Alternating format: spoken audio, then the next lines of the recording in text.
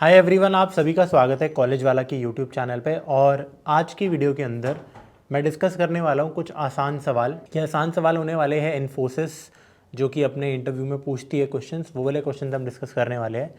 अब हर बार की तरह एक और डिस्क्लेमर, यार इंटरव्यू में कोई भी क्वेश्चन आपसे पूछा जा सकता है अगर आपका डीएसए राउंड है या कोडिंग राउंड है, राइट। तो प्रोग्रामिंग से रिलेटेड क्वेश्चंस पूछे जा सकते हैं, डीएसए से रिलेटेड किसी भी टॉपिक पे क्वेश्चंस पूछे जा सकते हैं।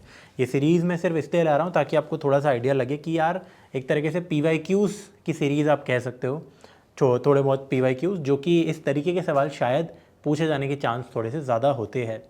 ठीक है, अब यार देखो मैंने क्या नोटिस किया यार हर जगह रिसर्च करके कि इन्फोसिस कंपनी में, and yes by the way यार प्लीज़ कमेंट्स में ये मत लिखना कि यार ये सिर्फ 3-4 लाख का पैकेज दे रहा है या ऐसा कुछ है। भाई कोई बात नहीं यार, पैकेज दे रहा है, नौकरी दे रहा है, पहली बात तो वही बहुत बड़ी बात है आज के टाइम पे। But the point is, and ये भी मत बोलना कि यार कि ये अपने पैकेज के हिसाब से बहुत टफ क्वेश्चंस पूछ रहा है एंड ऑल। आप कभी भी ये मत सोचना कि यार मैं इस पर्टिकुलर कंपनी के लिए प्रिपरेशन कर रहा हूँ, नहीं ना। ठीक है, हम हमेशा एम फॉर द बेस्ट करते हैं, ठीक है, हमेशा एम बेस्ट के लिए करते हैं, तो हम प्रिपरेशन अपनी फुल ही रखते हैं वैसे तो। ठीक है, तो फिर भी अगर आपके पास कम टाइम है किसी इंसान के पास, उसको जानना है कि कौन से क्वेश्चन आते हैं, तो this is the right video. देखो वैसे इजी लेवल के काफ़ी सारे क्वेश्चंस पूछे जाते हैं इन्फोसिस के इंटरव्यू में, फिर आते हैं मीडियम टू हार्ड लेवल के क्वेश्चंस। ठीक है, यूजुअली कोडिंग टेस्ट के अंदर ये मीडियम टू हार्ड वाले क्वेश्चंस डेफिनेटली आएंगे, डेफिनेटली। एंड इंटरव्यू के अंदर, एक्चुअल इंटरव्यू के अंदर देयर आर चांसेस कि इजी वाले क्वेश्चंस थोड़े से ज़्यादा पूछे जाएँ। ठीक है, हालांकि ये भी पूछे जा सकते हैं। और आज की वीडियो के अंदर हम मीडियम टू हार्ड डिस्कस नहीं करेंगे। उसका रीज़न क्या है, इसमें से काफ़ी सारे क्वेश्चंस मैं ऑलरेडी डिस्कस कर चुका हूँ। जैसे कि गूगल वाली वीडियो में लॉन्गेस्ट पैलिंड्रोमिक सबसीक्वेंस का एक वेरिएशन हमने देखा था। सिमिलरली यार ये डीपी के क्वेश्चंस हैं, एलपीएस, एलआईएस, पिगो ऑफ वन नैपसैक हो गया हमारा, ठीक है, हमारा house robber, MCM, partition equal, ये तो इसी के वेरिएशन है बेसिकली ओवन नैपसैक की। तो डीपी से रिलेटेड ज़्यादा सवाल थे मैंने देखा मीडियम टू हार्ड लेवल में, तो डीपी अच्छे से प्लीज़ पढ़ना। और कमेंट में यार डीपी लिख दो, ठीक है, if you want dedicated DP lectures on YouTube. ठीक है, तो what I am planning is कि डी कोड बैच जो है मेरा, जिसमें मैं पढ़ाता हूँ C++ या फिर जावा, किसी एक के साथ आप कोई भी बैच ले सकते हो। इन बैचेस के अंदर, ये पेड बैचेस है, इन बैचेस के अंदर डीएसए पढ़ाया जाता है। तो जो उसके अंदर कवर्ड है, तो जस्ट टू गिव कि कोर्स में क्या चीज़ें हैं और किस लेवल पे है, डीपी वाला पार्ट वी आर ट्राइंग कि हम इसको फ्री में यूट्यूब पे अपलोड कर दे। तो एक बार कमेंट कर देना डीपी अगर आप चाहते हो। ज़्यादा से ज़्यादा अगर आप कमेंट करोगे, एक टारगेट रख लेते हैं, कमेंट टारगेट वैसे हम कभी रखते नहीं है वीडियोस पे, बट स्टिल अगर यार 500 कमेंट आ रहे हैं यार कि डीपी की सीरीज़ आपको चाहिए, तो डेफिनेटली ज़्यादा से ज़्यादा वीडियो को शेयर करना एंड डीपी कमेंट करना। We will bring this complete lectures. आज की वीडियो में मैं जो डिस्कस करने वाला हूँ उसमें सारे चीज़ क्योंकि कवर हो जाएगा। और रोटेट एरे भी देखो मैंने माइक्रोसॉफ्ट वाली वीडियो में कवर कर रखा था, तो बहुत सारे आपको क्वेश्चन जैसे दिखने वाले हैं। बात करते हैं इन ईजी क्वेश्चंस की, ठीक है, इन ईजी क्वेश्चंस की काफ़ी सारे ईजी क्वेश्चन है, छोटे छोटे क्वेश्चन है, इनमें से कुछ इंटरेस्टिंग भी है। जैसे पहला क्वेश्चन है print 1 to n without loops. बहुत सिंपल लगेंगे देखने में क्वेश्चंस, ठीक है, बहुत सिंपल लगेंगे, बट हमें मेक श्योर क्या करना है यार, इंटरव्यू में गलती से भी ऐसे क्वेश्चन अगर हमसे नहीं हुए तो बहुत बड़ा क्या कहते हैं, काफ़ी गलत इंप्रेशन जाता है, बिल्कुल भी सिलेक्शन नहीं लेते फिर। ठीक है, बहुत बड़ा टर्न ऑफ होता है अगर ये वाले क्वेश्चन ना पाए। बहुत सिंपल क्वेश्चन है, हम इनकी अप्रोचेज, इफेक्टिव अप्रोचेस के बारे में डिस्कस करेंगे। ठीक है, स्टार्ट करते हैं इन क्वेश्चन के साथ। उससे भी पहले एक और चीज़, क्वेश्चन स्टार्ट करूँगा मैं, बट जितने भी मैंने नोटिस किया यार, टीसीएस हो कंपनी, भले ही इन्फोसिस हो, ऐसी टाइप की कंपनीज जिनके भी काफ़ी रिलेटिवली बहुत सिंपल क्वेश्चन जो होते हैं ना इंटरव्यू के में बहुत सिंपल क्वेश्चंस, ठीक है, तो वो सब यार आप आराम से सारे क्वेश्चन सॉल्व कर सकते हो अगर आपने यार मेरी सी प्रोग्रामिंग की सीरीज़ अगर देख रखी है। अब मैं ये नहीं कह रहा कि किसी और की सी प्रोग्रामिंग की सीरीज़ या कुछ भी और कोर्स, मैं पर्टिकुलरली एक कोर्स की बात कर रहा हूँ विच इज़ सी प्रोग्रामिंग, ठीक है, विच इज़ 40 आवर्स का कोर्स ऑन कॉलेज वाला चैनल, ठीक है, कॉलेज वाला यूट्यूब चैनल।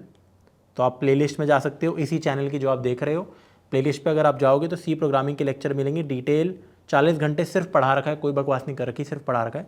उसमें मैंने क्या नोटिस किया है कि उसमें ऑलमोस्ट 95% से 98% तक सारे क्वेश्चंस कवर्ड है, छोटे मोटे जो आपसे पूछे जा सकते हैं। बहुत छोटे मोटे क्वेश्चंस है बट वो सारे के सारे ऑलमोस्ट सारे कवर्ड है, तो this is also good to go. अब स्टार्ट करते हैं। जैसे पहला क्वेश्चन है print 1 to n without loops. अब वैसे तो यार ये एक बड़ा ही वाहियात सा क्वेश्चन है, ठीक है, कि आपको 1 से लेकर n तक नंबर प्रिंट करने हैं बट लूप्स के बिना। तो ये बस आपको बेवकूफ़ बनाने की टेक्निक है। इंटरव्यू में कोई आपसे पूछे कि यार 1 से लेकर n तक, n कुछ भी हो सकता है यूज़र इनपुट, ठीक है, तो 1 से लेकर 1000 तक नंबर प्रिंट करने हैं, बिना लूप के कैसे करेंगे। आप बस यार ये सोचना, कभी भी मेरे को रेपिटेशन ऐसे करनी होती है या सेम पैटर्न फॉलो करना होता है और मल्टीपल चीज़ें हमें ऐसे प्रिंट करनी होती है, तो या तो आप लूप्स के थ्रू करते हो, और अगर आपको मना कर दिया है तो एक ही सोल्यूशन है, विच इज़ रिकर्जन। ठीक है, तो बस आपके दिमाग में ये आना चाहिए, आप बोलोगे इंटरव्यूअर को कि 1 to n इसको आप करोगे रिकर्जन से, कि किससे, रिकर्जन से। अब रिकर्जन में 1 से लेकर n तक प्रिंट करने के हमारे पास 2 तरीके हैं। ठीक है, एक तरीका क्या है, क्योंकि हमें एक नंबर n देना है, 1 से हम स्टार्ट करेंगे और हम क्या कर सकते हैं, बेसिकली एक नंबर को भेज सकते हैं, उसी को बार बार बढ़ाते रहेंगे हर रिकर्सिव कॉल के बाद। जैसे ही प्रिंट किया उसको हम बढ़ा के भेजेंगे अगली बार, तो हम प्रिंट कर सकते हैं। फॉर एग्जाम्पल आपको करके दिखाते हैं यहाँ पे कोड, तो 1 to n .cpp, अभी के लिए C++ में मैं कोड कर रहा हूँ, you can code in what ever language you want. Set क्यों आ गया, ठीक है।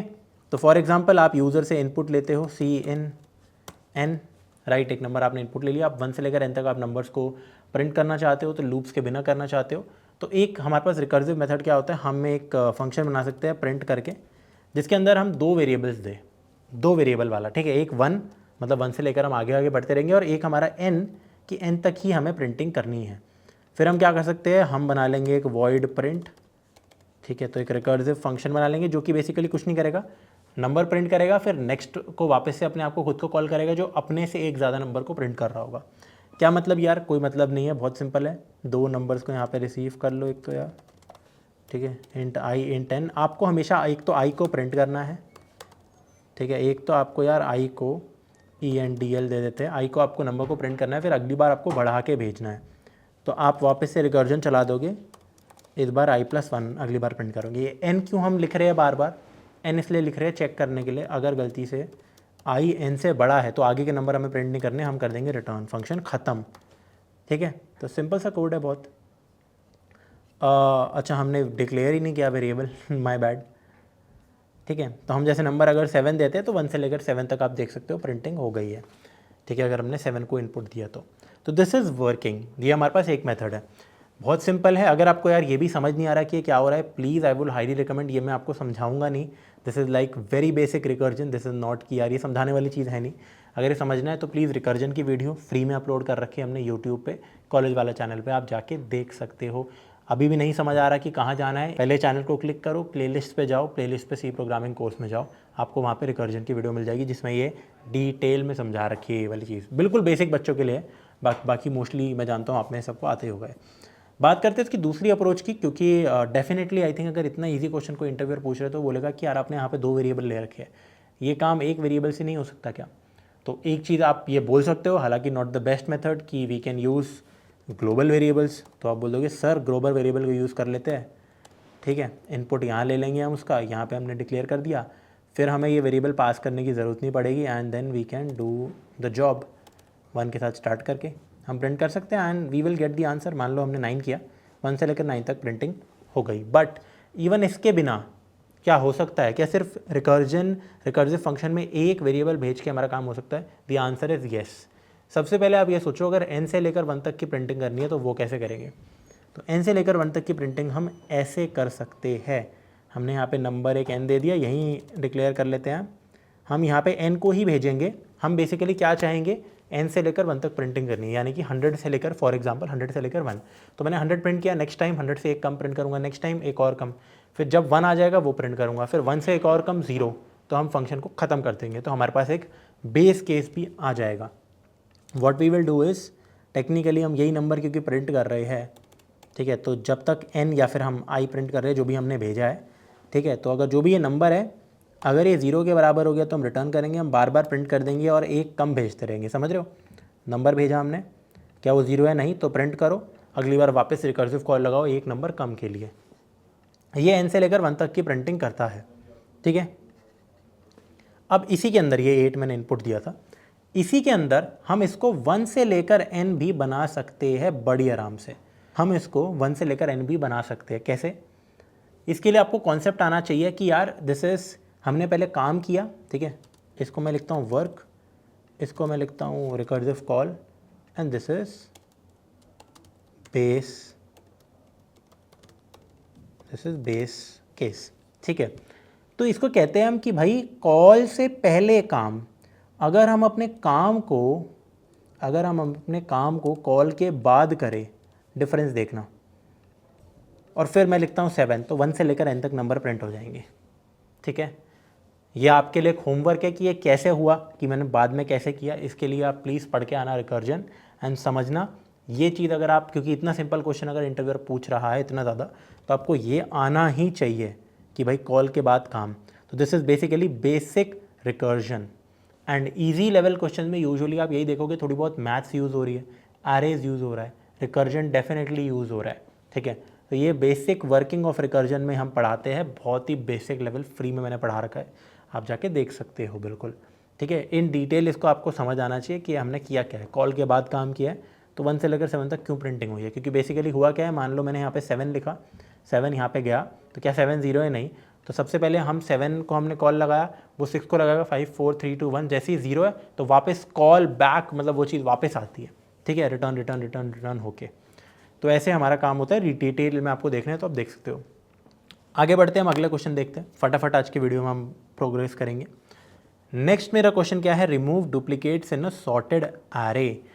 तो आपको एक एरे दे रखा है यहाँ पे, ठीक है, आपको एक एरे दे रखा है, for example this, and you are given a sorted array but with duplicates, जैसे कि 1 1 2 2 2 3 3 4 5 5 5 5 6 6। तो आपको क्या करना है, सारे डुप्लीकेट्स को हटाना है। तो आपका जो फाइनल आंसर होना चाहिए, एरे होना चाहिए जो भी है, वो होना चाहिए ये, ठीक है, समथिंग लाइक दिस। ज़रूरी नहीं है कि 1 से लेकर n तक नंबर हो, I am just giving you an example. तो आपको डुप्लीकेट हटाने हैं। अब जैसे 2 मेरे 3 बार है, एक ही बार रखना है, 3 2 बार है, एक ही बार रखना है, 5 4 बार है, 3 हटा दो उसके। तो हर एलिमेंट की एक ही अक्रेंस मेरे को यहाँ पे रखनी है। अब अच्छी बात क्या है कि अगर इसकी वेरिएशन भी आपको दी जा सकती है, और वेरिएशन ये हो सकती है कि remove duplicates from a sorted array, ठीक है, remove duplicates from an array, सिर्फ ये दिया जा सकता है आपको। जैसे अभी के लिए मैंने माना है कि सॉर्टेड एरे है, तो अगर आपको एक एरे दे रखा है जिसमें जंप, मतलब बिना सॉर्टिंग के, बिना किसी ऑर्डर के, रैंडम ऑर्डर में एलिमेंट्स है, और मल्टीपल अकरेंसेज भी उसकी कहीं ना कहीं हो सकती है, उनमें से भी अगर आपको रिमूव करना है, तो this is one of the ways कि what you can do is you can sort the array first. पहले एरे मेरा सॉर्टेड हो गया यहाँ पे, this is a sorted array. Now what you can do if you want to remove all the duplicates, the simplest method is something like this, कि आप एक खाली एरे बनाओगे, या खाली वेक्टर बना लो, जावा के अंदर एरे लिस्ट बना लो, सी प्रोग्रामिंग में एक एरे ही बना लेना, इतने ही साइज़ का या इससे कम साइज़ में काम बन जाएगा, वैसे इतने ही साइज़ का बना लेगा, उस पर एक वेरिएबल रख लेना, पॉइंटर रख लेना काइंड ऑफ, उसको आप ट्रवर्स करा सकते हो। C++ में वेक्टर को आप यूज़ करने ना, एक खाली वेक्टर अभी के लिए बनाना, फिर उसके अंदर आप करोगे क्या, आप यहाँ से ना ट्रैवल करना स्टार्ट करोगे। सबसे पहले फर्स्ट एलिमेंट को तो आप इंसर्ट कर ही दोगे, क्योंकि एक अकरेंस तो उसकी आनी ही चाहिए, ठीक है। आप अपने एक वेरिएबल को रख सकते हो यहाँ, सिर्फ एक वेरिएबल से हमारा ना काम हो जाएगा सारा का सारा। आई मैंने यहाँ पे रखा फॉर एग्जांपल, इस पॉइंट पे, इस इंडेक्स पे हम ट्रैवल करेंगे यहाँ से लेकर यहाँ तक। What we will do is हम चेक करेंगे क्या जिस एलिमेंट पे हम है, क्या जिस एलिमेंट पे हम है मेरे से जो पहले वाली वैल्यू थी वो सेम है क्या। अगर सेम है तो हम इसको इग्नोर कर देंगे। फिर मैं इस पे आया तो क्या 2 इस 1 के बराबर है, नहीं है, तो 2 को यहाँ पे इंसर्ट कर दो, पुश बैक कर देना वेक्टर में, एरे लिस्ट में ऐड कर देना। फिर हम आगे बढ़ेंगे 2, तो हम देखेंगे जस्ट लेफ्ट में 2 है, इग्नोर करो। हम आगे बढ़ेंगे, जस्ट लेफ्ट में 2 है, इग्नोर करो। हम आगे बढ़ेंगे 3 के लेफ्ट में 2 है, तो ये दोनों डिफरेंट है, तो हम 3 को एक बारी के लिए पुश कर देंगे यहाँ पे। फिर हम आगे बढ़ेंगे, हम देखेंगे 3 इसके पहले भी मेरे पास 3 ही है, तो इग्नोर कर दो। फिर मेरे पास आया 4, इससे पहले 4 है, नहीं है, तो 4 को इंसर्ट कर दो। सिंपल है, बाकी आप समझ गए होंगे। फिर मैं आया 5 पे, इससे पहले 4 है, तो 5 को हम इंसर्ट करेंगे। फिर हम आए 5 पे, इससे पहले 5 है, इग्नोर इग्नोर इग्नोर। फिर 6 पे आए, इससे पहले 5 है, तो 6 को इंसर्ट कर देंगे।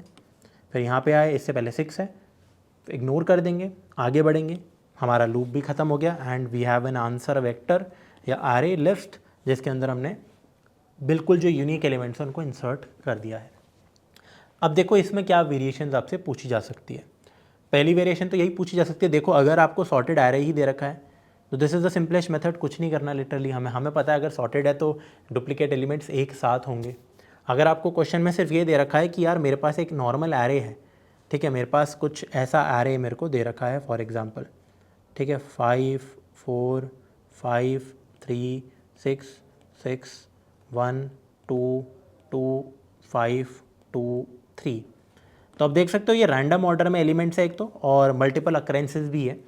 इसमें से अगर आपको ये पूछा गया कि आप यूनिक एलिमेंट्स जितने भी हैं उनको एक एरे में मान लो ऐसे किसी भी ऑर्डर में, अगर ये दे रखा है स्पेसिफिकली कि बस आपको रिमूव डुप्लीकेट्स कर रखा है और कुछ भी और नहीं दे रखा आपको, तो आप क्या कर सकते हो, इसको ये भी बना सकते हो बड़े आराम से। कैसे?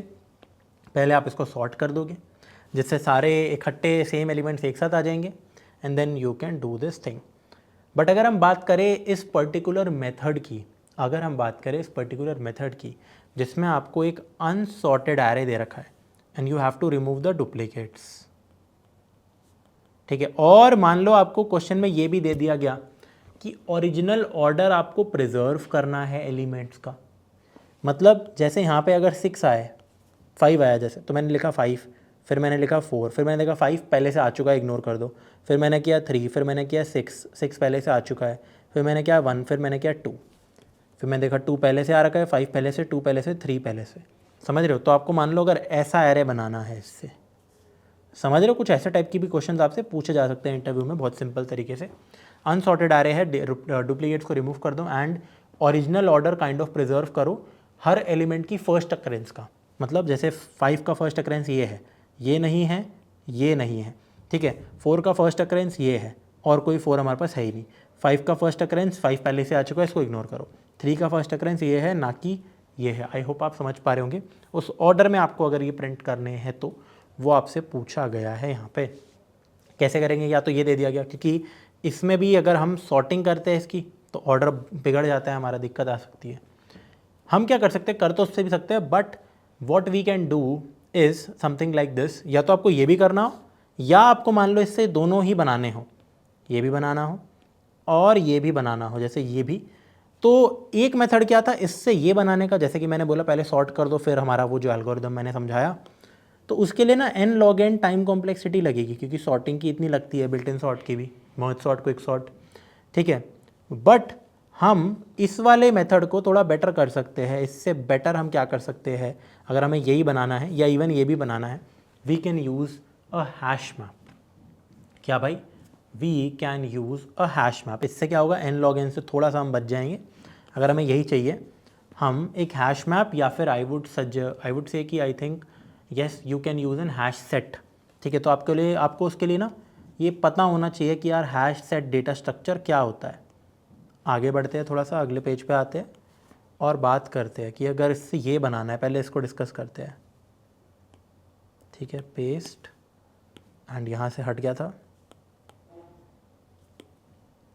ठीक है। अगर आपको इससे ये बनाना है तो कैसे कर सकते हैं, आप एक हैश सेट बनाओ। हैश सेट क्या करता है, अगर हम हैश सेट में बहुत सारे एलिमेंट्स को ऐड करते रहते हैं, जैसे मैंने 5 ऐड किया, 4 ऐड किया, फिर 5 किया, तो वो एक ही अकरेंस इसकी रखता है, पहली बात तो।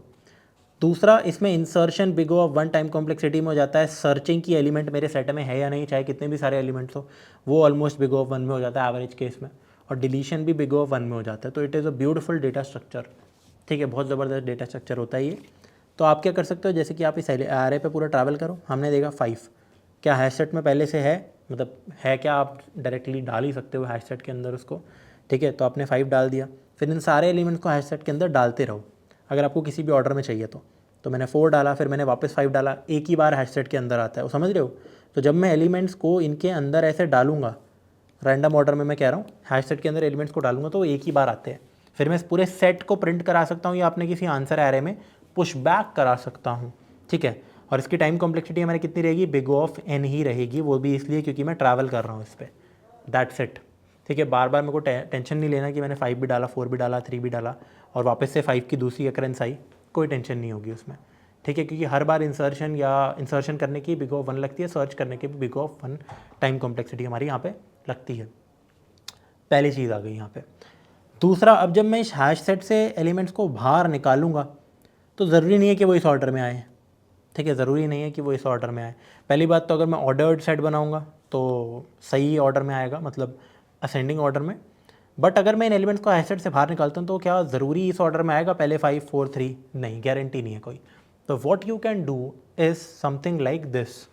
आप अपना एक खाली आंसर एरे बनाओगे, ठीक है। आपने यहाँ पे अपना आई वेरिएबल रखा, यहीं से हम चालू करेंगे ट्रैवल करना, आगे बढ़ेंगे। हम सबसे पहले तो ये चेक करेंगे, मान लो अभी तक हैश सेट में मैंने एलिमेंट नहीं डाले, पहले तो हम ये चेक करने वाले हैं क्या 5 हैश सेट के अंदर है या नहीं है। मैं बोलूँगा नहीं है, तो यहाँ पे हम इंसर्ट कर देंगे आंसर में पुश बैक। फिर हम आगे, और साथ में सेट में भी, हैश सेट में भी डाल देंगे। फिर हम आगे बढ़ेंगे 4, क्या 4 मेरे हैश सेट में है, मैं सर्च करूँगा, नहीं है, तो 4 को हम इधर डाल देंगे और हैश सेट में भी डाल देंगे। फिर मैं आया 5 मेरे हैश सेट में है, तो आप स्किप कर दो, आगे बढ़ जाओ। फिर मैं बोलूँगा 3 मेरा हैश सेट में नहीं है, तो हैश सेट में भी डाल दिया, यहाँ पे भी डाल दिया। फिर मैंने देखा 6, मैं बोलूँगा मेरे हैश सेट के अंदर नहीं है, तो मैं यहाँ पे भी डाल दूँगा और हैश सेट में भी। फिर मैं देखूँगा 6 मेरे हैश सेट में है, इग्नोर करो, 1 नहीं है तो 1 को डाल दो, ठीक है। फिर मैं देखूँगा 2 भी नहीं है तो 2 को भी डाल दो, मैं रैंडमली कहीं पे भी डाल रहा हूँ, ठीक है। फिर मैं देखूँगा 2 पहले से हैश सेट में है, 5 भी है, 2 भी है, 3 भी है, आगे बढ़ गया। तो इसी के साथ मैंने क्या देखा, ओरिजिनल ऑर्डर भी मैं प्रिजर्व कर सकता हूँ। तो this is a very very nice thing. So हम ऐसे भी इस काम को कर सकते हैं, इम्प्रूविंग द टाइम कॉम्प्लेक्सिटी, ठीक है। बिग O ऑफ N में हम सारा काम यहाँ पे कर देंगे। सो ये तो छोटी मोटी यार हमारी टेक्निक्स होती है, ठीक है। और आपको ये डेटा स्ट्रक्चर इसलिए आने चाहिए, एडवांस डेटा स्ट्रक्चर भी थोड़े से, मतलब एडवांस तो क्या ही है इसमें यार, but hash map, hash set type सी चीज़ें आनी चाहिए। इसमें ज़्यादा दिमाग नहीं लगता पढ़ने में, लाइक DP या फिर ग्राफ, तो आप पढ़ के बिल्कुल जाना, ठीक है। इवन अगर इंटरव्यूअर इस अप्रोच से खुश हो गया है, still it is a good thing, ठीक है। वैसे सॉर्टेड एरे में तो आप यही बोलोगे नॉर्मल हम ट्रैवल ही करेंगे। अगर पहले से सॉर्टेड एरे है तो we don't need a hash set. क्यों? क्योंकि हैश सेट से हम स्पेस कंज्यूम कर रहे हैं बिग O ऑफ N, ठीक है। हम extra space, auxiliary space extra हमारा खर्च हो रहा है बिग O ऑफ N, तो ये हमें ध्यान रखना होगा, ठीक है, हमारे एल्गोरिदम के लिए। आगे बढ़ते हैं, तो अगला क्वेश्चन क्या है हमारा? अगला क्वेश्चन क्या है, check if given 4 points, 4 points x1 y1 x2 y2 x3 y3 x4 y4 coordinate geometry के हिसाब से आपको गिवन होंगे, ठीक है। 8 वेरिएबल्स बेसिकली आप कह सकते हो, या आपको क्लास के बेसिस पे दे रखा होगा, ठीक है। ऑब्जेक्ट आपको बना के दे रखे होंगे, जो कि हमें बताना है क्या ये स्क्वायर फॉर्म करते हैं या फिर नहीं करते हैं। जैसे फॉर एग्जांपल यार, ठीक है, चेक इफ़, क्वेश्चन ये है 4 given points form a square. मैं कहता हूँ यार सिंपल है, ज़्यादा कुछ है नहीं इसके अंदर, आपको x1 y1 की फॉर्म में दे रखे होंगे। तो आप क्या कर सकते हो, मान लो, अब जैसे मान लो कि मेरे पास एक स्क्वायर है। एक स्क्वायर कब होता है, ठीक है, एक स्क्वायर कब होता है, आपको बस यही तो फिगर आउट करना है, एंड देन आपका क्वेश्चन तो हो ही गया। कुछ इफ एल्स की कंडीशन लगानी है, 2 कौड़ी का क्वेश्चन है, ये कुछ है ही नहीं। जैसे मान लो दिस इज़ x1 y1, या a1 b1 भी लिख सकते हैं, या इसको हम पॉइंट P1 लिख देते हैं यार, ठीक है। P1 पॉइंट है, या ये चलो A है, ये है B, ये है C, ये है D। अब आपको ना ऐसा नहीं है कि इसी ऑर्डर में पॉइंट्स दे रखे होंगे, ध्यान रखना, आपको 4 पॉइंट्स किसी भी ऑर्डर में दे रखा है। मान लो आपको A और C पहले पॉइंट्स इनपुट दे रखे हैं, फिर बाद में एक पॉइंट आया, किसी भी ऑर्डर में आपको पॉइंट्स दिए जा सकते हैं। आपको बताना है कि ये 4 पॉइंट्स कुछ ना कुछ करके स्क्वायर फॉर्म कर रहे हैं, नहीं।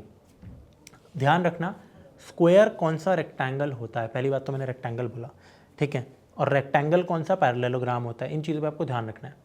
तो अगर मेरे पास 4 पॉइंट्स है और मैं कहता हूँ इसका डिस्टेंस, ठीक है, मतलब इस पॉइंट का जो डिस्टेंस है, फिर इस पॉइंट का डिस्टेंस है, फिर इस पॉइंट का डिस्टेंस है, और फिर इस पॉइंट का डिस्टेंस है। अगर ये चारों पॉइंट्स के जो डिस्टेंसेस है AB BC CD DA वो बराबर है, तो क्या मैं ये गारंटी के साथ कह सकता हूँ कि एक स्क्वायर है? बिल्कुल भी नहीं। क्यों? वो एक रोम्बस भी हो सकता है।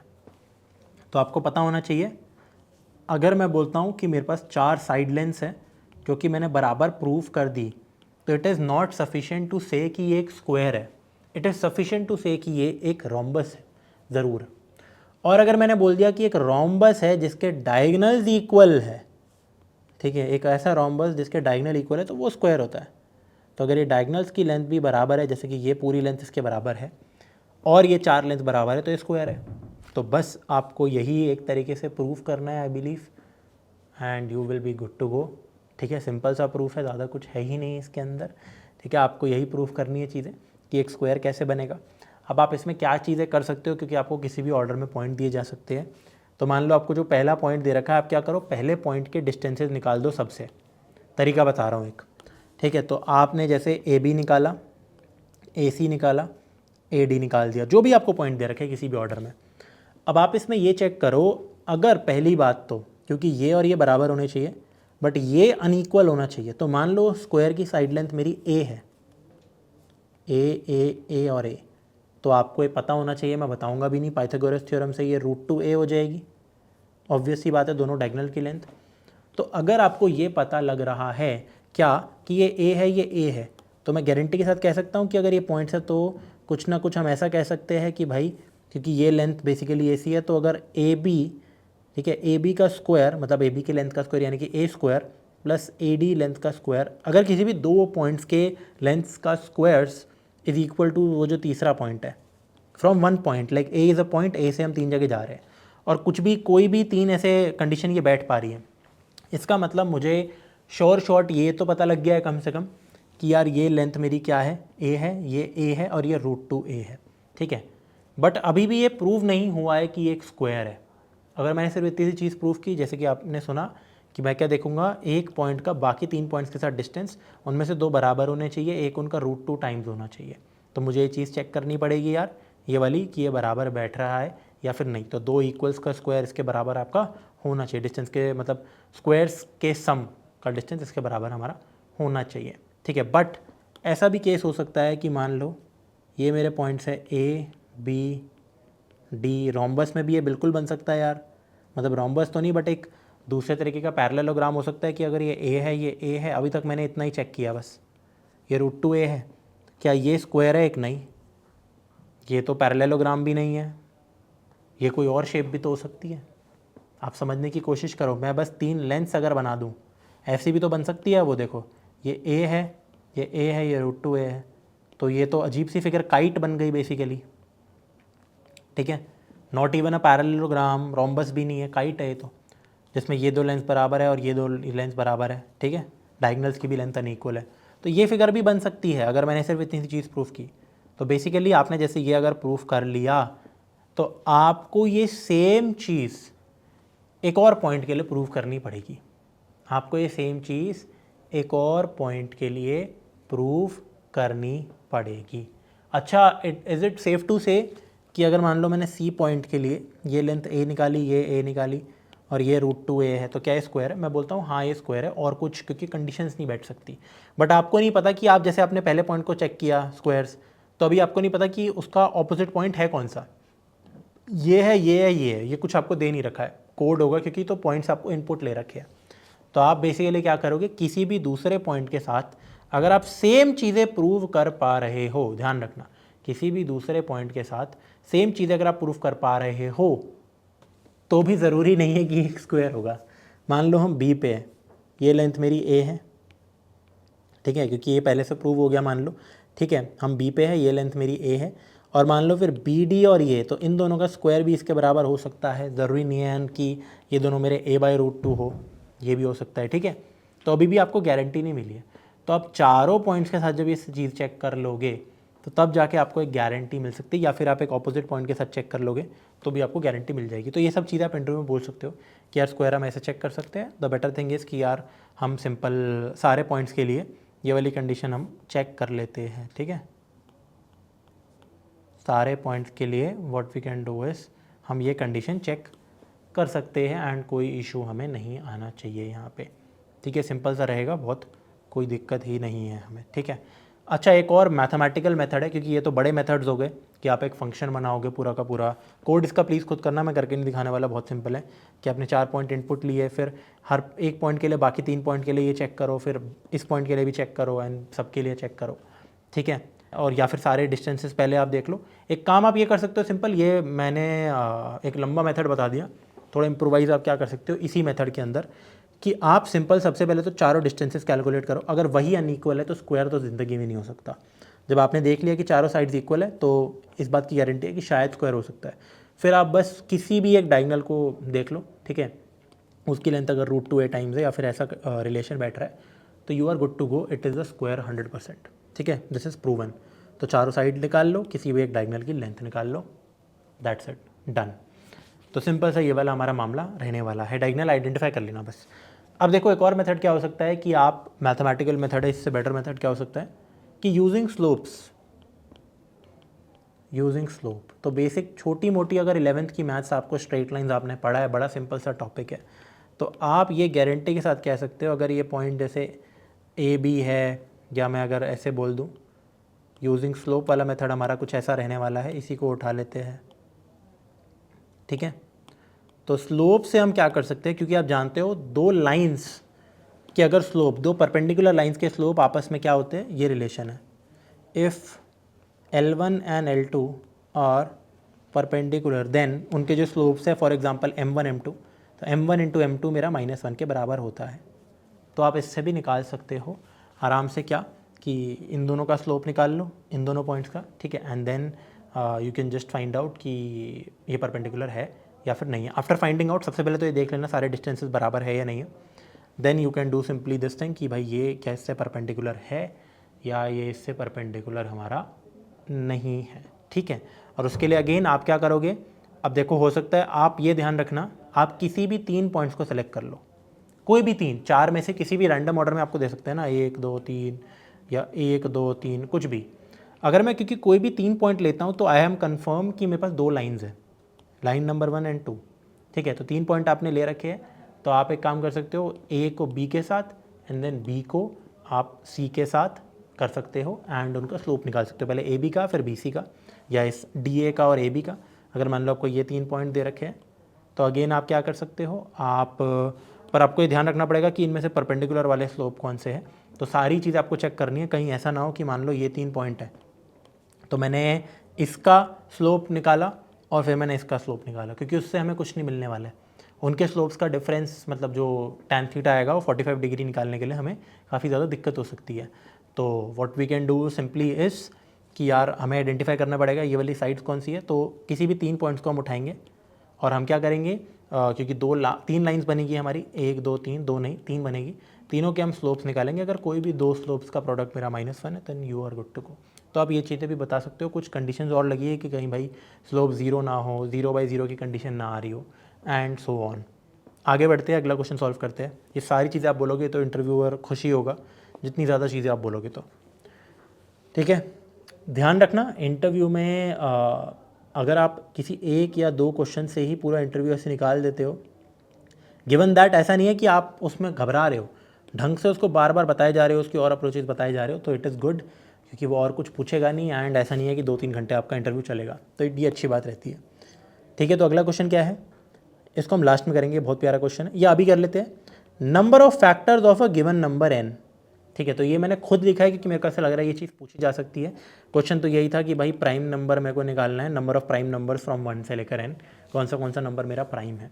तो प्राइम नंबर चेक करना बहुत आसान होता है, but this is a good question. Number of factors of a given number n mathematical है, तो जैसे कि आपको कोई भी नंबर दिया जा सकता है उसके आपको फैक्टर्स निकालने हैं। ठीक है, और मान लो आपको नंबर दे रखा है यहाँ पे n इज़ इक्वल टू 128, तो इसके नंबर ऑफ़ फैक्टर्स तो काफ़ी सारे हैं।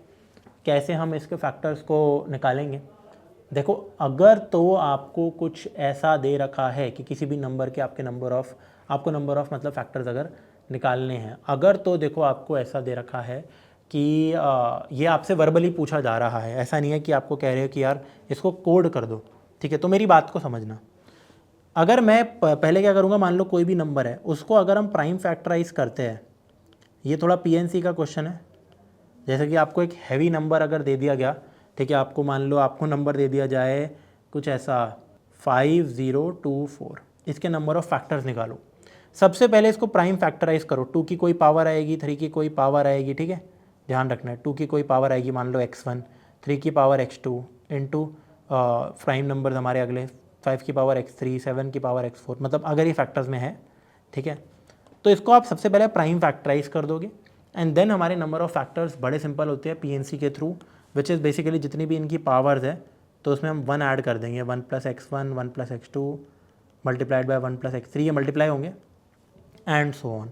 These are the number of factors. ये थ्योरी है, अगर आपसे कोई पूछता है किसी भी नंबर के आपके नंबर ऑफ फैक्टर निकालने तो ऐसे निकालेंगे। अब ये होता कैसे है टेक्निकली स्पीकिंग, मतलब हम नंबर ऑफ फैक्टर्स को कैसे ऐसे में निकाल पाते हैं। अब मान लो सिंपल सा मेरे पास एक नंबर है, मान लो n, जो कि है 2 की पावर 3, मतलब मैं इसको ऐसे कंडेंस फॉर्म में लिख रहा हूँ 3 की पावर 2 इंटू 5 की पावर 1 इंटू 7 की पावर 2।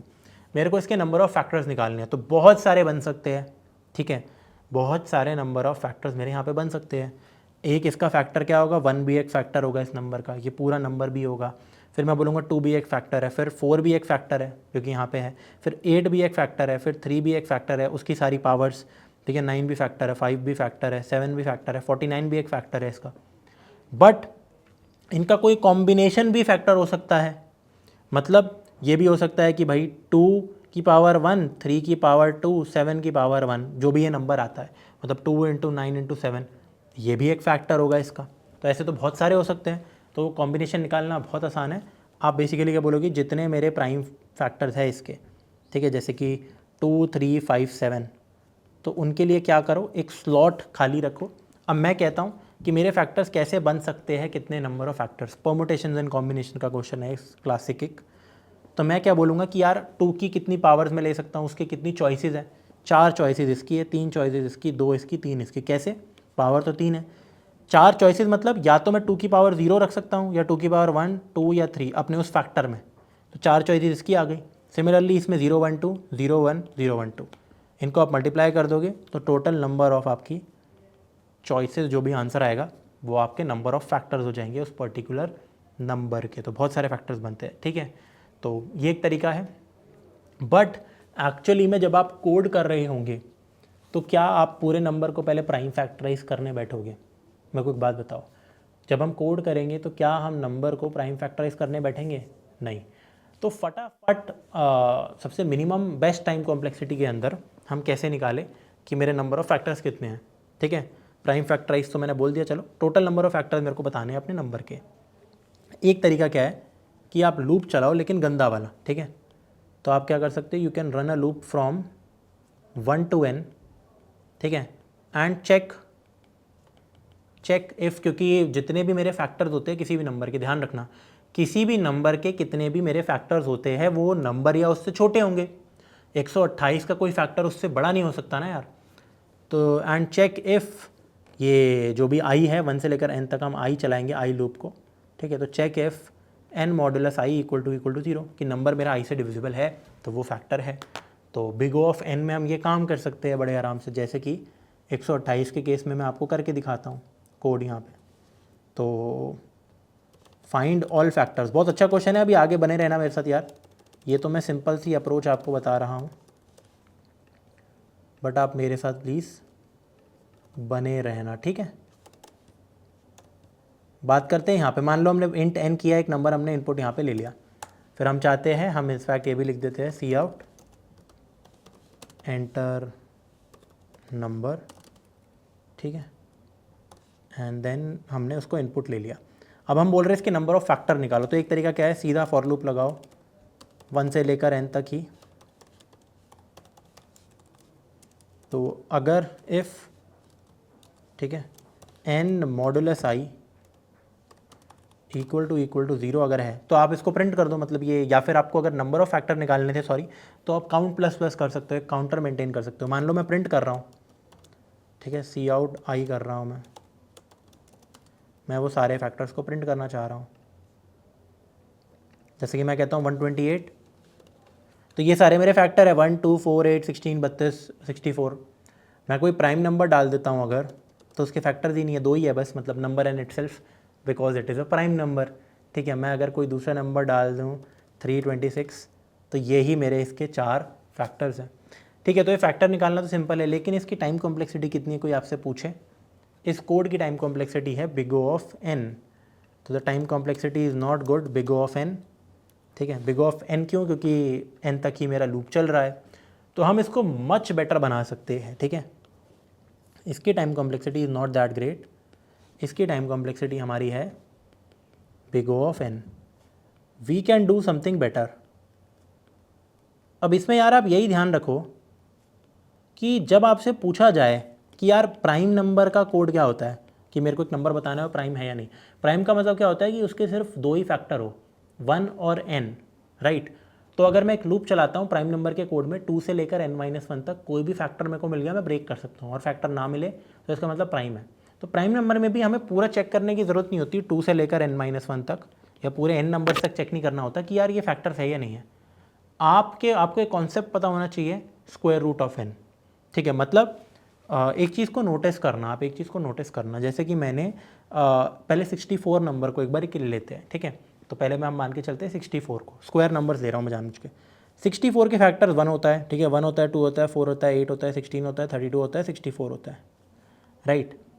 अब आपको ये पता होना चाहिए फैक्टर जैसे पेयर में होते हैं कि 1 इंटू 4 64, ठीक है, 1 इंटू 64 64, 2 इंटू 32 64, 4 इंटू 16 64 और 8 इंटू 8 64, ठीक है। एक चीज़ को नोटिस करो, क्योंकि मुझे पता है अगर किसी भी एक नंबर के n नंबर ऑफ फैक्टर्स है, किसी भी नंबर के n नंबर ऑफ फैक्टर, जैसे इसके 7 फैक्टर्स है टोटल, ठीक है, किसी भी नंबर के अगर n नंबर ऑफ फैक्टर्स है तो उसमें से n/2 मेरे पेयर होने वाले हैं, और शायद एक अकेला होगा, शायद वो भी। मेरी बात को बहुत डीपली समझना, ठीक है। यहाँ पे आप देख सकते हो इसी के कॉरस्पॉन्डिंग फिर यहाँ एक पेयर होगा, इसके कॉरस्पॉन्डिंग यहाँ, इसके कॉरस्पॉन्डिंग यहाँ, और 8 के कॉरस्पॉन्डिंग जैसे 8 ही है। अब अगर मान लो मैं 60 लिखता हूँ तो 1 एक फैक्टर होता है 60 का, ठीक है, 2 भी होता है, 3 भी होता है, 4 भी होता है, 5 भी होता है, 6 भी होता है। क्या 8 होता है मेरा फैक्टर 60 का? मैं कहता हूँ नहीं, 8 नहीं होता 60 का फैक्टर। उसके बाद क्या होता है, अब देखो आप सीधा ये लिखो 6 इंटू 10 60। अब देखना मैं कैसे बाकी के फैक्टर को लिखता हूँ। 5 into 12 60, 4 into 15 60, 3 into 20 60, 2 into 30 60, 1 into 60 60। आपने सोचा ये मैंने किया क्या? तो मैं कहता हूँ यार 1 के लिए भी काउंटर पार्ट है, 2 के लिए भी काउंटर पार्ट है, 3 के लिए भी काउंटर पार्ट है, 4 के लिए भी काउंटर पार्ट है, 5 के लिए भी काउंटर पार्ट है, और 6 के लिए भी काउंटर पार्ट है एक। तो यहाँ पे मैं देख सकता हूँ अगर मैं सिर्फ यहाँ तक ट्रैवल करके मैं क्लियरली कह सकता हूँ these are the n/2 factors, और ये रिमेनिंग n/2 फैक्टर्स है। और इनफैक्ट ये कोई नॉर्मल फैक्टर्स नहीं है, अगर ये i है तो ये n/i है, अगर उल्टा ट्रैवल करे तो। मतलब मैं ये गारंटी के साथ कह सकता हूँ if a number i is factor of n, then n/i is also factor of n। Yes of course, बहुत ही बेसिक सी बातें बताई है मैंने, लेकिन इंपॉर्टेंट है। तो अगर 1 एक फैक्टर है तो 60/60 भी एक फैक्टर है, अगर 4 एक फैक्टर है तो 60/4 15 भी एक फैक्टर होगा, ठीक है। कुछ केसेस में क्या हो सकता है, ये n/2 है एग्जैक्टली, ये भी n/2 है, 1 2 3 4 5 6, 1 2 3 4 5 6 12 है टोटल। बट जैसे इस केसेस में जहाँ पे परफेक्ट स्क्वायर एग्जिस्ट करेंगे, ध्यान रखना सिर्फ उन सिनेरियोज में जहाँ पे परफेक्ट स्क्वायर है वहाँ पे स्पेसिफिकली एक नंबर एक ही बार आएगा, क्योंकि 8 इंटू 8 64 होता है ना। तो यहाँ पे ऑड नंबर ऑफ फैक्टर्स होते हैं। तो एक्सेप्ट, एक और छोटी सी थ्योरी है, except all numbers which are not perfect squares, the number of factors are always even, and in any perfect square the number of factors are odd. बढ़िया सी चीज़ बताइए, ठीक है। एनीवेज, तो यार मेरे को क्या पता लग रहा है इससे, आपने ये बोला क्या यार, इससे मेरे को ये पता लग रहा है यार ये जो मिडिल पॉइंट है, क्या आप कह सकते हो यार ये मिडिल पॉइंट बेसिकली हमेशा आप 60 का स्क्वायर रूट निकालो। 60 का स्क्वायर रूट क्या होगा, 7 से ज़्यादा 8 से कम, कुछ पॉइंट्स में आएगा। जैसे मान लो 60 का स्क्वायर रूट ऑलमोस्ट कुछ होगा 7.8 7.5, पता नहीं, कुछ 7 से लेकर 8 के बीच में। क्या आप कह सकते हो ये नंबर 6 से बड़ा है लेकिन ये 10 से छोटा है? सिमिलरली यहाँ पे 64 का स्क्वायर रूट क्या है, 8 है, तो डिवीजन कहाँ हो रही है, 8 पे हो रही है। यहाँ पे भी 3 है, यहाँ पे भी 3 है, ठीक है। तो अगर मैं सिर्फ स्क्वायर रूट ऑफ n तक का लूप चलाऊँ, अगर मैं सिर्फ स्क्वायर रूट ऑफ n तक का लूप चलाऊँ तो मेरा काम बन जाएगा। n तक की मेरे को ज़रूरत ही नहीं है, और सारे फैक्टर्स को मैं प्रिंट कर पाऊँगा, क्योंकि एक बार आप i प्रिंट कर सकते हो, यहीं तक ट्रैवल करो, साथ ही साथ n/i भी प्रिंट कर लो, i प्रिंट करो n/i। और जब ऐसा एक नंबर आ जाए जहाँ पे i मेरा लिटरली √n हो, तो n/√n भी तो √n होता है, n/i भी सेम ही होगा। उस पॉइंट तक मेरे को रुक जाना है जहाँ तक n/i भी सेम है बेसिकली। आई होप आप मेरी बातों को समझ पा रहे हो यहाँ पे, ठीक है। एंड देन आप सारे फैक्टर्स को प्रिंट कर पाओगे।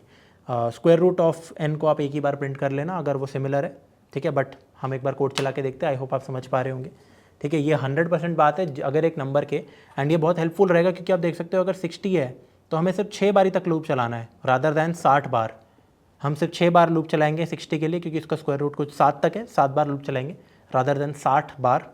7 इज़ वेरी लेस, एंड ये नंबर बहुत बेटर होते रहते हैं। अगर मान लो 10,000 नंबर्स है मेरे पास, n इज इक्वल टू 10,000, इसके फैक्टर निकालने, तो आपको सिर्फ 100 तक लूप चलाना होगा क्योंकि हमेशा जितने भी फैक्टर्स मेरे होते हैं, अगर n नंबर ऑफ फैक्टर है, n/2 फैक्टर्स मेरे स्क्वायर रूट से पहले आएंगे, n/2 फैक्टर्स मेरे स्क्वायर रूट के बाद आएंगे। तो ये चीज़ आपको पता होनी चाहिए। तो हम बिल्ट इन फंक्शन का इस्तेमाल करेंगे SQRT ऑफ n, ठीक है, और इट इज़ अनडिफाइंड, ठीक है। तो एक काम करते हैं, सी मैथ या आप math.h को यूज़ कर सकते हो, चल गया। सी प्रोग्रामिंग में आप math.h को यूज़ करते हो। तो अब आप देखना मैंने n तक किया है, अब देखना होगा क्या। मान लो मैं यहाँ पे लिखता हूँ 60, तो अभी तो वही नंबर प्रिंट होंगे 1 2 3 4 5 6। मैं साथ ही साथ कर क्या सकता हूँ, मैं देखो साथ ही साथ कर क्या सकता हूँ, एक तो हम इसमें एक काम कर देते हैं, हम यहाँ पे ENDL दे देते हैं। हम क्या करेंगे, हम i के साथ साथ n/i को भी प्रिंट कर देंगे। समझना, हमने n/i को भी प्रिंट कर दिया, i को भी, एक साथ n और n/i को प्रिंट कर दो। अब देखना कमाल, 162 30 इनफैक्ट पेयर्स आ गए। तो सारे फैक्टर्स मेरे साथ आ चुके हैं, मेरे पास सारे फैक्टर्स आ चुके हैं। कितना बढ़िया सीन है यार ये तो, राइट, कितना बढ़िया है। और अगर आपको ऐसे ही प्रिंट करना है, क्या बोलते हैं कि यहाँ पे भी आपको सिर्फ यही देना है, ठीक है, एक ही लाइन में प्रिंट करना है, तो दैट इज़ ऑल्सो डन, ठीक है। ये लो सारे फैक्टर्स मेरे आ गए, ठीक है। अब इसमें थोड़ी सी हम इम्प्रोवाइजेशंस करते हैं यार, कि एक हमारे पास क्योंकि इशू रह जाएगा यहाँ पे कौन सा, ठीक है, कि अगर मैं एक नंबर ले लूँ 64, तो ये 2 बार प्रिंट हो रहा है 8 और 8, क्यों? क्योंकि मैंने देखा 8 तक मेरा लूप चला तो 8 भी प्रिंट हुआ और 64/8 भी मेरा प्रिंट हुआ है, 8 भी प्रिंट हुआ है और 64/8 भी मेरा प्रिंट हुआ है। तो हम यहाँ पे सिंपल क्या करेंगे, अगर ये नंबर i और n/i बराबर है तो हम एक ही बार उसको प्रिंट करेंगे, दूसरी बार हम उसको प्रिंट नहीं करेंगे, ठीक है। तो हम सिंपल सा ये कर सकते हैं इस कोड में इम्प्रोवाइजेशन चेंजेस बेसिकली, कि हमने सबसे पहले cout i प्रिंट किया, ठीक है, हमने सबसे पहले cout i प्रिंट किया, और देखो ये लिख भी रखा है इन्होंने, और अगर i is not equal to n/i, ठीक है, तो हम n/i को भी प्रिंट कर देंगे, ठीक है। एंड हम फिर नेक्स्ट लाइन भी दे सकते हैं,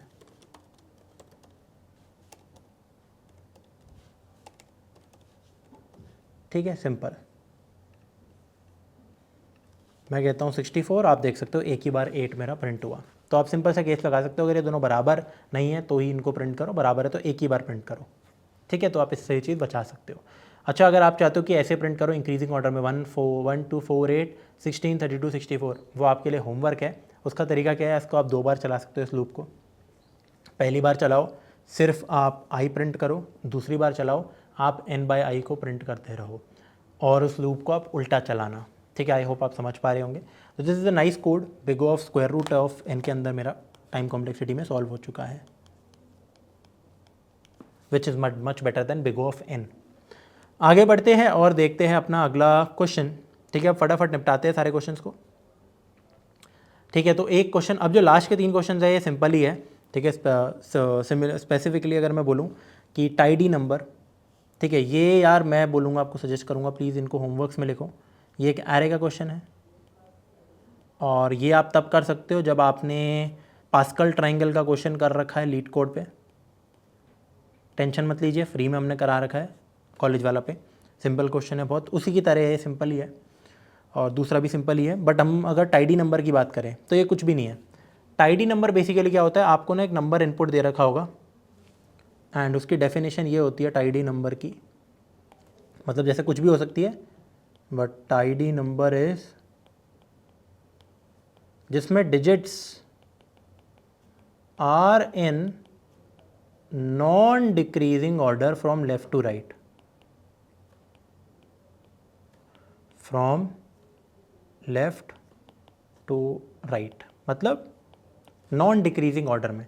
मतलब अगर मैं कहता हूँ एक नंबर है 1 2 3 4, ठीक है, तो क्या ये डिक्रीज़ कर रहा है? नहीं, तो ये एक टाइडी नंबर है। मैं एक नंबर कहता हूँ 1 3 2 4, तो ये टाइडी नंबर नहीं है, इंक्रीज़ हो रहा है लेकिन डिक्रीज़ नहीं करना चाहिए किसी भी पॉइंट ऑफ टाइम पे, 3 से 2 छोटा है। अगर मैं कहता हूँ 1 3 3 4, तो ये भी एक टाइडी नंबर है। ध्यान रखना, नॉन डिक्रीजिंग और इंक्रीजिंग में फ़र्क होता है। जैसे मैं कहता हूँ 1 2 3 4, तो ये इंक्रीजिंग है, ये नॉन डिक्रीजिंग भी है क्योंकि ये डिक्रीज़ नहीं कर रहा किसी भी टाइम पे, ठीक है, इंक्रीजिंग एंड नॉन डिक्रीजिंग दोनों। बट अगर मैं बोलूँ 1 3 3 4, तो ये इंक्रीजिंग नहीं है, मतलब स्ट्रिक्टली इंक्रीजिंग नहीं है। 1 3 फिर सेम आ गया, फिर बढ़ा, ठीक है, बट ये नॉन डिक्रीजिंग है। नॉन डिक्रीजिंग का मतलब है कि भाई कभी भी हम डिक्रीज़ नहीं कर रहे हैं बस। तो मेरे को यही करना है कि कोई भी ऐसा डिजिट अगर एन दे रखा है, उसके डिजिट इस ऑर्डर में है, तो हमें ट्रू या फॉल्स रिटर्न करना है कि इट आइडिया है या नहीं। बड़ा ही सिंपल क्वेश्चन है यार। आपने आई थिंक काउंट डिजिट्स वाला क्वेश्चन अगर कर रखा है, मुझसे पढ़ रखा है, count the number of digits in a question, ठीक है। फिर सम ऑफ डिजिट्स अगर आपने पढ़ रखा है, रिवर्स नंबर पढ़ रखा है तो काम ही हो गया, बट उसकी रिक्वायरमेंट नहीं है वैसे तो, ठीक है। अगर आपने सम ऑफ डिजिट्स भी पढ़ रखा है तो बहुत सिंपल है, किसी भी नंबर के अगर मेरे को सम ऑफ डिजिट्स निकालने हैं तो मैं उसको ऐसे भी लिख सकता हूँ 4 + 3 + 2 + 1। तो मैं नंबर का लास्ट डिजिट एक्सट्रैक्ट करता हूँ और उसको 10 से डिवाइड करते रहता हूँ रिपीटेटिवली एक वाइल लूप के अंदर। सेम यहाँ पे हम कॉन्सेप्ट अपनाएंगे। अगर मैं कहता हूँ कि लेफ्ट से लेकर राइट नॉन डिक्रीजिंग है, तो राइट से लेकर लेफ्ट मेरा नॉन इंक्रीजिंग नंबर होगा, कि मैं या तो डिक्रीज़ करते रहूँ, या तो मैं डिक्रीज़ करूँ, या सेम रहूँ, या डिक्रीज़ करूँ, राइट।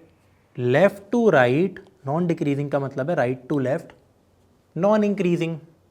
और वो किस चीज़ में मेरे को हेल्प करेगा?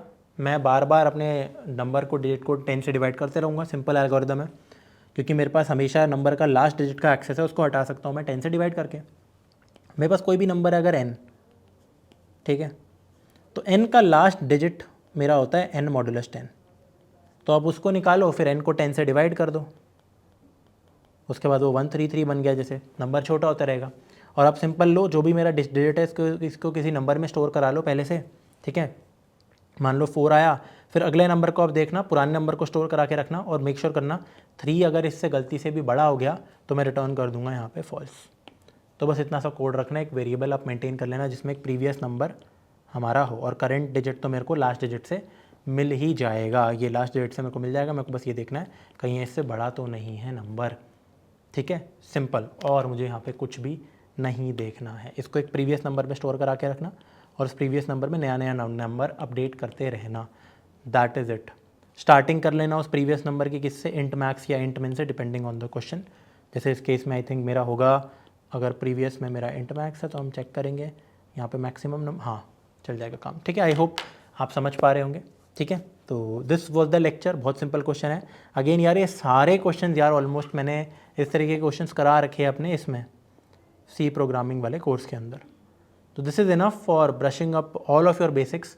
आप चाहे तो उसको C++ में पढ़ लेना बाद में, चाहे तो उसको जावा में कर लेना, तो आपको समझ फिर भी आ जाएगा, चाहे आप C++ में करो, जावा में करो, या फिर सी प्रोग्रामिंग के अंदर आप कोड कर रहे हो तो, ठीक है। प्लीज़ ये वाला क्वेश्चन गूगल पर डालना और ये भी डालना, मैं इनको आपको होमवर्क देना चाहता हूँ ताकि आप खुद से कुछ क्वेश्चन करो। बहुत सिंपल क्वेश्चन है ये दोनों, तो ये तो बहुत ही सिंपल है और ये भी और भी ज़्यादा सिंपल है क्वेश्चन, ठीक है।